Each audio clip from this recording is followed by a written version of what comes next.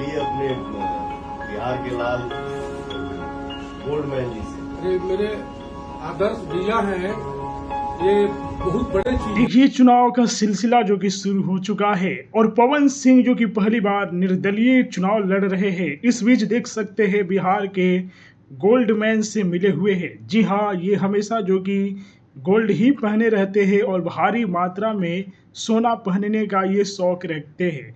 जी हाँ, देखिए पवन सिंह जो कि काराकाट से चुनाव लड़ने वाले हैं और वो भी निर्दलीय लड़ रहे हैं, तो बहुत लोगों का सपोर्ट चाहिए क्योंकि पवन सिंह अकेले चुनाव लड़ रहे हैं और सामने जो कि आप लोग समझ सकते हैं कि भारत की सबसे बड़ी पार्टी के नेता होंगे, यानी भारतीय जनता पार्टी के।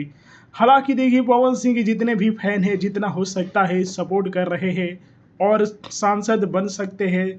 अब तो पवन सिंह के ऊपर है, पवन सिंह कितना मेहनत करते हैं। बाकी लोग और जनता तो हमेशा सपोर्ट करती ही रहती है।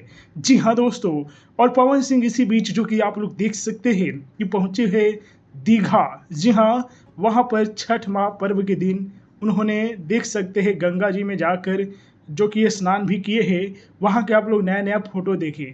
क्या लगा आप लोगों को कि पवन सिंह कारागार से चुनाव जीत सकते हैं? और पवन सिंह का ये नया वीडियो कैसा लगा, कमेंट में हमें ज़रूर बताएं।